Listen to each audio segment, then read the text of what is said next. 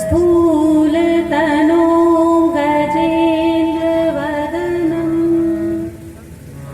लम्बोदरं सुन्दरं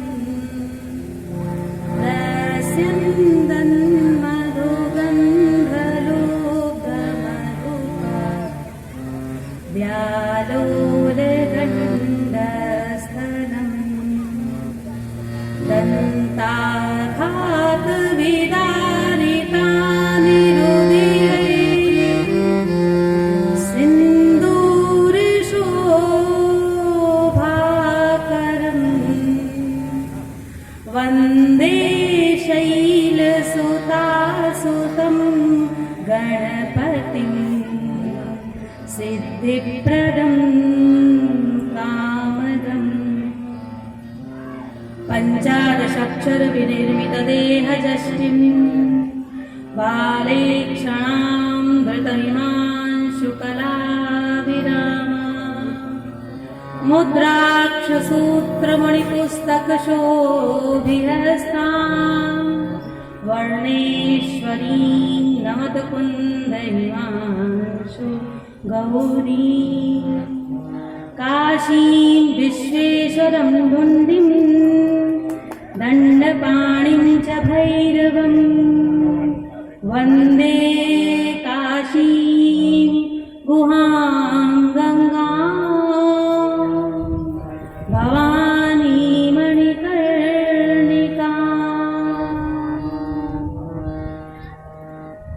ब्रह्मा मुरारेस्त्रिपुरान्तकारी भानुः शशिभूमिसुतो बुधश्च गुरुश्च शुक्रः शनिराहुकेतवः सर्वे ग्रहाः शान्तिकराः भवन्तु। नान्या स्पृहा रघुपते हृदये स्मदीये सत्यं वदामि च भवानखिलान्तरात्मा भक्तिं प्रयच्छ रघुपुङ्गवनिर्भरां मे कामादिदोषरहितं कुरु मानसं च। गुरुर्ब्रह्मा गुरुर्विष्णु गुरुदेवो महेश्वरः गुरुसाक्षात् परब्रह्म तस्मै श्रीगुरुवे नमः। अस्यां सभायां समुपस्थिताः परमादरणीयाः देवर्षि ब्रह्मर्षि राजर्षि संत भक्त भगवंत मार्गनुसरणकराः स्व स्व विषयस्य मर्मज्ञा विद्वांसः सर्वां प्रणमामि नमामि च। प्रेम से बोलिए श्री वृंदावन बिहारी लाल की, श्री गौरी शंकर भगवान की, श्री लक्ष्मी नारायण भगवान की, श्री सीताराम भगवान की, श्री राधा कृष्ण भगवान की, श्री नवग्रह देवों की, नवग्रह मंदिर तीर्थ की, सत्य सनातन धर्म की, श्री आचार्य चरण की, श्री वेदव्यास जी महाराज की, आदि कवि श्री वाल्मीकि जी महाराज की, गोस्वामी श्री तुलसीदास जी महाराज की। ओ मुरलिया वाले रे, ओ बसुरिया वाले रे, ओ मुरलिया वाले रे, ओ बसुरिया वाले रे, मेरा दिल तुझ पे कुर्बान, मुरलिया वाले रे।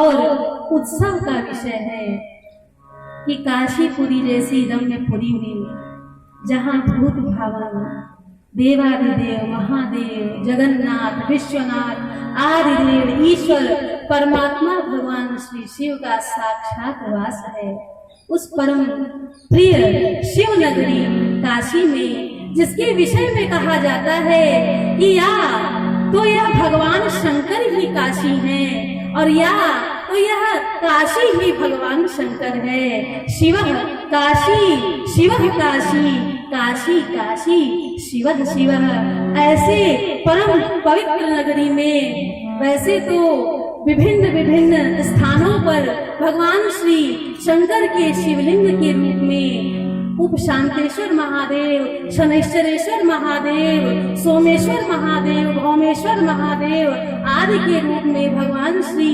शंकर की पूजा नवग्रहों की शांति और उपासना के लिए की जाती थी। किंतु कहा जाता है ना, जो संत होता है वह कुछ अलग ही विचारधारा रखता है, और संत भी हो, गुरु भी हो और ऊपर से ब्राह्मण भी हो तो समझ लीजिए उसका तो कोई जोड़ ही संसार में नहीं है। ऐसे परम पवित्र परम पावन परम ज्ञानमय तेजोमय स्वरूप साक्षात हमारे गुरुदेव प्रोफेसर नागेंद्र पांडे जी के हृदय में यह विचार आया कि क्यों ना मैं एक ऐसा स्थान बनाऊं जहां पर नवग्रहों को शिवलिंग के साथ जो पूजा जाता है, उसके अलावा उनकी जो वास्तविक रूप, उनका जो वास्तविक छवि है, उनका जो वास्तविक स्वरूप है, जो आयुध है, जो आसन है, जैसा उनका प्रकृति है उसके हिसाब से उसकी पूजा करने के लिए क्यों न एक मंदिर बनवाया जाए जहां पर काशी वासियों को जगह जगह भटकना न पड़े। एक ही जगह एक ही स्थान पर नवग्रहों की इन्होंने परम पावन मंदिर की स्थापना की। यह कार्य बहुत लंबे समय से चल रहा था और सबकी इसको खबर थी, लेकिन कहते हैं कि जब संत अपने पे आता है तो सबको बुलाकर रख देता है। तो ऐसे ही आकाशीय ग्रहों का स्थापन इन्होंने पृथ्वी पे, वो भी काशी जैसी परम पावनी पुरी के स्थान पर किया है। इनको कोटि कोटि साधुवाद है। प्रेम से बोलिए गुरुदेव श्री नागेंद्र मिश्र जी की। क्योंकि भैया भगवान की तो जय जयकार है ही, लेकिन भगवान से जो मिला दे उस गुरु की तो सबसे पहले जयकारा बोलनी चाहिए। और कहा ही गया है शास्त्रों में, हमारे तुलसीदास जी महाराज कहते हैं कि संत विटप सरिता गिरधरनी संत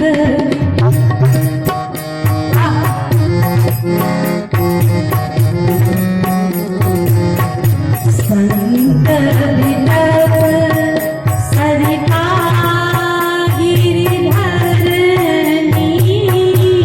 संत। आप भी गाइए हमारे साथ।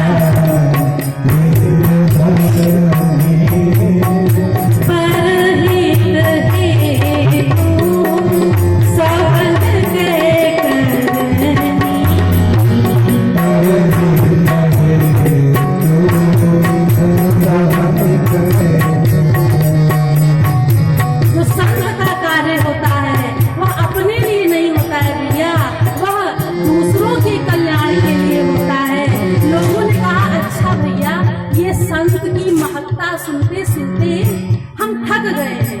क्या आप तुलसी बाबा यह बता सकते हो कि यह जो संत है इनका स्वभाव कैसा होता है, इनका प्रभाव कैसा होता है, इनका हृदय कैसा होता है? तब तुलसीदास जी ने कहा, देखो ऐसे तो अनेक शास्त्र भरे हुए हैं संतों की विशेषता से, संतों की कथाओं से, किंतु एक शब्द में अगर कहा जाए तो संत कैसे होते हैं? का संत हृदय नवनीत समाना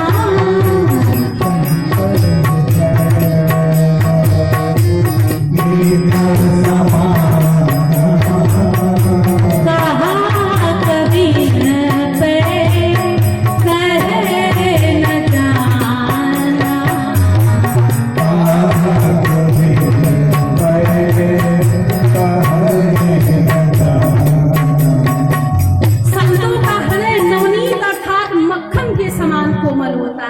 ये तो आप संतों का मजाक उड़ा रहे हो।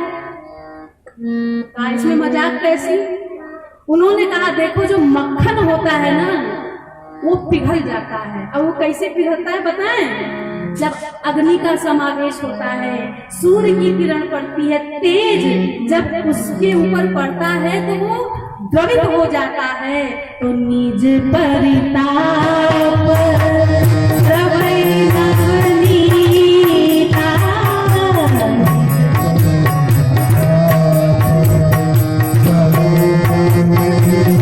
आज जल कस दिया, जो मक्खन है जो नवनीत है वो तो अपने ताप से द्रवित होता है। इससे संत की तुलना हम कैसे कर सकते हैं?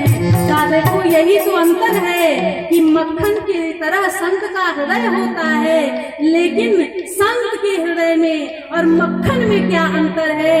कहा संत की बाद में पहले मक्खन की सुनो कि मक्खन स्वयं के ताप से पिघलता है, लेकिन जो संत होता है वो कभी स्वयं के ताप से नहीं पिघलता, वह सदैव दूसरे के ताप से पिघलता है।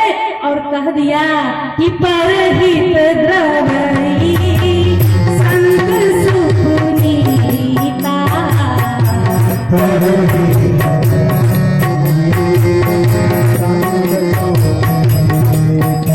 ऐसे गुरु, ऐसे संत जो इतने बड़े नवग्रह मंदिर का स्थापना जिनके द्वारा हुआ, जिन्होंने एक प्रकार से सबको इस डोर में बांध दिया। माला के सुमेरु के में यह स्थित है। बाकी मालाओं में देखिए हमारे परमादरणीय श्री श्रीकांत जी यहाँ बैठे हुए हैं, बड़े बड़े विद्वान आदि बैठे हुए हैं। उसका मैं नाम नहीं जानती हूँ इसलिए क्षमा करें। हमारे पंडित पवन त्रिपाठी जी यहाँ बैठे हुए हैं। तो इन्होंने सुमेरु में स्थापित होकर सबको एक माला में पिरो दिया और यहाँ नवग्रह मंदिर की स्थापना की। इसलिए इनको बारंबार अनंत अनंत धन्यवाद है। और भैया गुरु को धन्यवाद क्या करना, गुरु का तो स्वभाव ही है, उनको प्रणाम किया जाता है। तो श्री गुरुदेवं नमामि त्वमेवं। श्री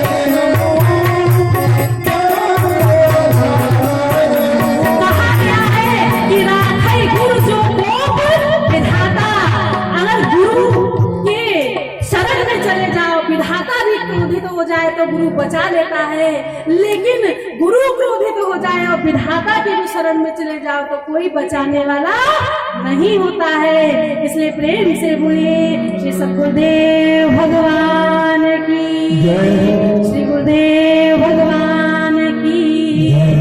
तो ऐसे हमारे गुरुदेव हैं। और नगरी की क्या बात की जाए, देवादिदेव परमात्मा सदाशिव आदिदेव अविनाशी भगवान ईश्वर शिव जो स्मशान में वास करते हुए भी बड़े कोमल हैं, क्रोध करते भी हैं और दया भी करते हैं, ऐसे प्रभु हैं। भगवान शंकर का देखो, जब हम देवता की आराधना करते हैं तो सबसे पहले किसी से मिलना हो, जैसे कि हमारे दुर्गेश भैया हैं, तो अब इनको बता दो कि फलाने जगह जाना है, तो इनके मन में विचार आएगा कि जिससे मिलना है वो देखने में कैसा होगा। तो किसी से मिलने जाओ या देवता की भक्ति करने जाओ तो सबसे पहला विचार आता है कि उसका स्वरूप कैसा होगा। अच्छा, स्वरूप हो गया बढ़िया है। एक गांव में एक सुंदर सुंदर नई नवेली बहू आई, उसके रूप की चर्चा दूर तक फैल गई, सभी ने उसके रूप को सराहा। सबने खूब उसको आशीर्वाद दिया। कुछ दिन के बाद उसका स्वभाव पता चला तो लोगों ने कहा कि देखो उनकी बहू का स्वरूप तो सीता के समान है, लेकिन जो चरित्र है वो मंथरा के समान है। तो ऐसा भी नहीं होना चाहिए कि स्वरूप कैसा हो और फिर स्वभाव बिगड़ जाए। तो पहले नंबर पर आता है रूप, स्वरूप, और दूसरे नंबर पर आता है स्वभाव। और जब स्वरूप भी अच्छा हो, स्वभाव भी अच्छा हो, लेकिन आपने जीवन में कोई उपलब्धि प्राप्त नहीं की, जीवन में कुछ आपने बड़ा नहीं किया, अपने जीवन में आपने कोई विशिष्ट कार्य नहीं किया, पुरुषार्थ चतुष्टय को प्राप्त नहीं किया, तो फिर क्या होता है का स्वरूप भी अच्छा है, स्वभाव भी अच्छा है, लेकिन का प्रभाव वहां कुछ नहीं है। तो स्वरूप, स्वभाव और प्रभाव, हमारे देवादिदेव महादेव का स्वरूप कितना सुंदर है। चल कुंडलम सुनेत्रम विशालम ससन्नाननम कंठम दयालम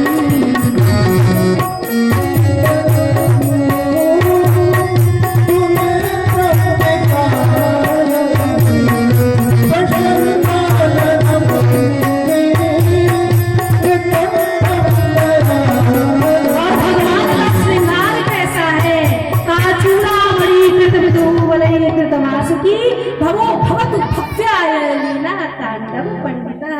और लोगों ने कहा देखो जो भक्त हैं वो भगवान के रूप का ध्यान करते हैं, तो विशिष्ट विशिष्ट जिसने जिस प्रकृति से, जिस ध्यान से उनको देखा, उसने उस रूप का वर्णन किया। जो सात्विक आराधना करते हैं वो शिव के सात्विक स्वरूप का वर्णन करते हैं, जो तामसिक आराधना करते हैं, जो राजसिक आराधना करते हैं, उन सब की दृष्टि में भी भगवान का अलग अलग स्वरूप है। ऐसे सुंदर स्वरूप वाले भगवान बड़े ही लीलाधारी हैं। और ज्यादा क्या कहें, लोग कहते हैं भगवान शंकर के मंदिर में जाकर भगवान शंकर का ध्यान करके कि देखो ये शंकर जी कैसे हैं, जिनका ध्यान करने मात्र से मन मगन हो जाता है, हृदय मस्त हो जाता है। और भक्त कहता है तो भोलेनाथ तो शंकरा तेरे मंदिर मेरा मन मगन हो गया।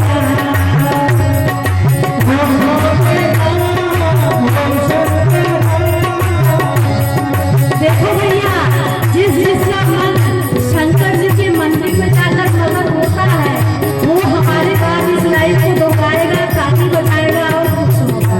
और जो यहाँ बैठे हुए हैं जो मंदिर नहीं जाते, पूजा नहीं करते, उसकी